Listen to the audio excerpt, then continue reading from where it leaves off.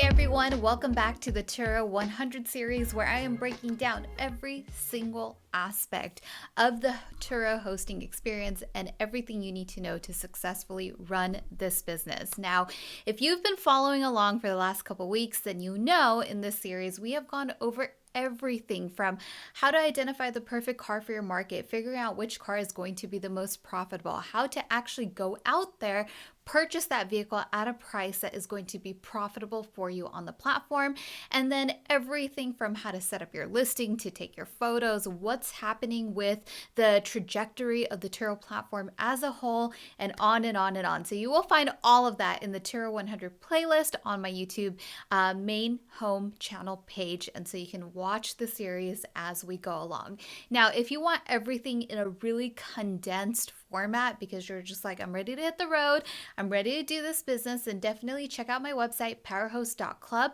where you will find my training on everything that you need to know for Turo so that you can get started much faster. For today's video, we are going to dive into a very important topic when it comes to hosting on the platform, which is setting your expectations as a host. So now you've done it all, right? You've gone, you got the car, you did your homework, you did your research, you took the photos, you listed your vehicle. It is getting traction on the platform. So what happens next? Now, this is a pitfall that I often find a lot of hosts fall into, which is they are oftentimes maybe shocked and surprised, you could say, by some of the experiences that they have on the platform. And then they start thinking to themselves like, hey, this is not what I signed up for. I thought this was going to be easier. You know, people shouldn't treat my car like this, etc., etc. So I'm going to break down exactly what you can expect and how to handle these situations. And once we get your expectations calibrated in such a way that nothing will surprise you, then we are going to go deep into the insurance side of the business. That way we can minimize any downside liability you might experience when it comes to hosting your cars on the platform, okay? But first of all, we always have to prep our mindset. We need to be mentally ready for anything that could happen and will happen inevitably. Believe me, I have hosted thousands and thousands and thousands of trips for over 9 years on the platform. So I feel like if I haven't seen it all, I have seen almost most of it that could happen. And you know, of course, there's always anomalies, but I've seen a lot in my time. And if I haven't personally experienced it, then I have seen the people in my community experience it. So I'm here to hold your hand and walk you through it. Okay, here's the thing, guys. When you are renting your vehicle out to just the open public, right, you are going to get a mixed bag of people. And the main thing, in my opinion, that you have to prep yourself for and really come from the perspective of is to not have any sort of emotional attachment to your vehicles. You need to very arbitrarily look at your vehicle as a revenue producing asset. That's it. It is just this unit, this physical object that you have no emotional connection to, and its only purpose is to be out there working for you, and your only job is to make sure that you're doing whatever you need to do to maintain the quality of that vehicle so that it is on the road for as many days as possible in a given month or a given year, okay? So that's the perspective that you need to come at it from. With that, you also have to understand that you can't control people, right? You might get somebody who is just not used to taking really great care of their cars, right? We get all types of people. And like for me personally, I'm very OCD about my cars in my personal life. My cars always have to be clean. I never leave trash in them. I never have random objects in them ever. It's just, I like to be in a very well-maintained and pristine environment when I'm in my car. But that's just me. That's how I am naturally at home as well. I'm very organized, everything has to be in its place. That's my personality. But for other people, cars are, maybe they're not that in tune, right? A car is something where you can store a bunch of stuff in, leave your gym shoes in it, leave, old paper bags or whatever, right? In it. And people don't care. Like that's their comfort zone. And so that's how they treat their cars. So when it comes to your rental, because from the platform you have the expectation of always delivering a car that is well maintained, it's neat and clean, it's been washed, you generally have the expectation of wanting people to return your vehicle in that condition because that's how you gave it to them. But that's not always going to be the case. And probably one of the main frustrations that I often hear from hosts is like, oh my gosh, people are horrible. They're always trashing my car. I'm always having to get it cleaned and vacuumed, and people bring it back and it's messy and it's dirty and there's, food spilled in it, drinks, etc., etc., etc., right? But that just comes with the nature of the business. So you always have to be prepared for that possibility. Now, there are many, many, many things you can do to minimize those things from happening, but you have to set your expectation correctly. So, firstly, you have to understand that the type of day rate your car brings in can oftentimes also determine the type of person who's renting your car, right? So typically when you have a much lower day rate for your vehicle, let's just say you're in that $20, $30, $40 per day rate and you're in that range, well, then you might attract a renter who is not as aware of maintaining the condition of a vehicle, right? This is just from history and pattern recognition of doing this for so long. And I'm sure many of you who have been on the platform have seen the same thing. Now, that doesn't mean that every renter is going to be bad or not take care of your car. It just means usually when you're in that range of price point, you tend to have more of those experiences. Now, when you're in the higher day rate ranges, your 90s, $100, $120 per day, you again tend to attract a different type of renter, right? It's just a completely different profile. Now, again, it doesn't mean that, just because you have a car that's going for $100 per day, that you're going to find just perfect renters every single time. That is not at all true, right? You still get bad experiences there too, but it tends to be not as often, right? Because there is a different expectation level, even on the renter side, when they are renting a more expensive car. So, what do you do in these situations and how do you not let it get to you? Well, I truly believe, and from my experience, it's all about being prepared, right? And there's so many things you can do. So, one of the things that I've always done is regardless of the day rate on my vehicle, whether it was an economy budget car or a mid-range luxury or ultra luxury like my Porsches and my C8 Corvettes, I've always maintained my cars in a pristine condition, right? Meaning before every single trip without fail, my car is washed. It's thoroughly vacuumed inside. All the carpets are clean.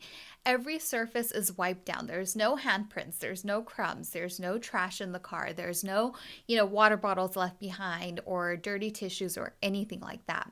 And one of the things that I often emphasize to my guests is, hey, I am big on maintaining my cars and keeping them in pristine condition so that you can enjoy your experience. And I really hope that you return the vehicle in the same condition in which you received it, right? Not necessarily meaning that, they have to take it to the car wash, because technically you can't ask your guests to do that, but just it tunes the renter's mind into your vehicle a little bit more, and it puts them on notice in the nicest way possible that, hey, the host that I'm renting from, they are aware of the condition of their vehicle and they have a certain expectation that it is returned in that way. And so I'm going to be a little bit more vigilant. And I have typically found that in most cases, if you lead with that and you show them that you care, they tend to reciprocate. Again, not 100% of the time, but oftentimes, yes, right? Because people don't want to run into any issues. So there are little things like that you can do. But if you end up in a spiral to where, hey, you know what? People keep bringing my car back dirty. Why am I getting it cleaned? Why am I vacuuming it in every trip? I don't need to put in the effort because it's coming back dirty anyway, so I'm just not going to bother, right? and I'm not going to hone into that experience. Well, eventually, what tends to happen over time is that people see that, right? That comes through in the vehicle and in the experience. And then people are like, okay, well, I mean, I already got this car dirty. It's obviously not being taken care of. So, like, I'm not going to care either, right? And that is just how human nature works. From what I have seen over so many years, that's how people really kind of look at it, right? And then eventually, what happens is that you end up in this spiral that does not result in a good outcome. And if you don't have a good outcome, you're not going to have income. And the outcome we want is income, right? So once you start doing that, well, then eventually that starts affecting your reviews and your ratings. And then all of a sudden, your guest isn't having a good experience. And hey, you know what? I paid for this car and it's super dirty. It hasn't been cleaned. It's not washed. It's not vacuumed. It's not taken care of. And once you adopt that mindset of, oh, well, if these people don't take care of my car, well, then I'm not going to do it either. It really is a mindset that trickles down, right? Because then next thing you know, well, you're not caring too much about the maintenance of your vehicle. You're not caring too much about, how you're taking care of that car, how often you're checking in. Does it need an oil change? Do I need new tires, new brakes? You start to kind of let these things go with complacency, right? That's just human nature. And eventually that leads to an outcome where, your profile is just not going to do as well. You're not going to be able to charge higher day rates. And then eventually all of this stuff does catch up, right? The more you push off maintenance, the more you push off maintaining your vehicle, it's going to cost you more in the end. So any margins you did make, well, you're going to eat away at those margins. So it's so important to stay in tune and set your expectations correctly. Just know that you are going to have people who mistreat your vehicle. It's just a natural part of the platform. Turo does what they can on their end. They have tons of checks that they run prior to letting somebody rent on the platform. So I can tell you from firsthand experience, the type of renters I used to get 9 years ago, right, versus just even a couple years ago, wildly different, right? Because now they run background checks. They can check and see if people have gotten DUIs, what their automotive insurance score is. Are they good drivers? They have access to so much more information because these databases exist. They are integrated with Turo systems. So now they have the ability to see more and know more about renters. But again, even that is not 100%. 9 years ago when I started on the platform, having a stolen car by like a meth head crack addict was very normal. In fact, every 6 months, it seems like I would end up in a situation where some meth head stole my vehicle, was living in it, and it's a whole thing, right? And I definitely have noticed that in the last 3 to 4 years, you generally don't see as many incidents like that are so dramatic like that happen anymore. Now, on Turo's end, they've done so many things to really filter through the type of people who can rent on their platform. And I have definitely noticed a difference from 9 years ago versus just a couple of years ago, right? They have access to databases where they can do background checks. They can see if people have had DUIs. They can check their automotive insurance scores. So there's a lot that Turo can do to help you filter out the guests because, of course, even for the platform, right, they want to minimize any downside risk for themselves too. They don't want your cars ending up in claims because it costs them money as well. So they're doing whatever they can to minimize that and to bring you the best renter possible.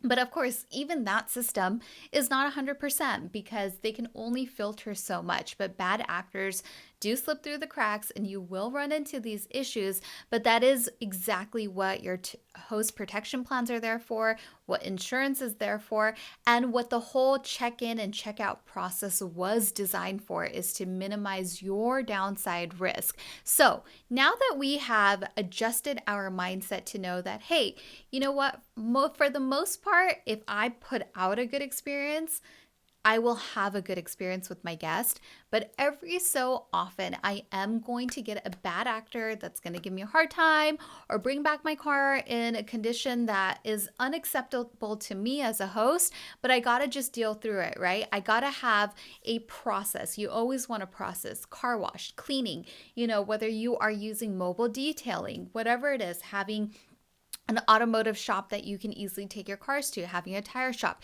You need to have a system for your business in all of these categories. So when these things happen, you can act quickly, get your car over to, an automotive shop or a car wash, whatever it might be, to get it back up into the condition and, the way that you want to host your car so that you can be back up and running.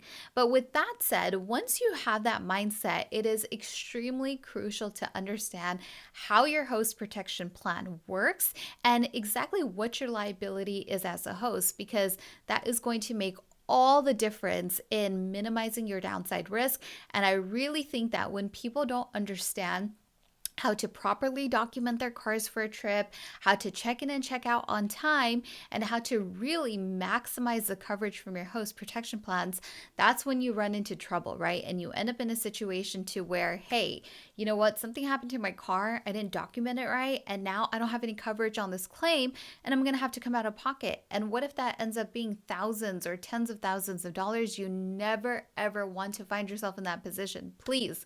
So, what I'm going to do is over the next couple of videos, we are going to break down every aspect of insurance, right? All the major questions that everyone always has about it, everything from how your host protection plan works, how it works for the renter, whether personal coverage is good enough, do you have to go the commercial route, how does it all actually work? I'm going to break all of that down for you guys. Make sure you hit that subscribe button so that you can stay in tune with the 100 Turo video series and get notified every single time it gets posted.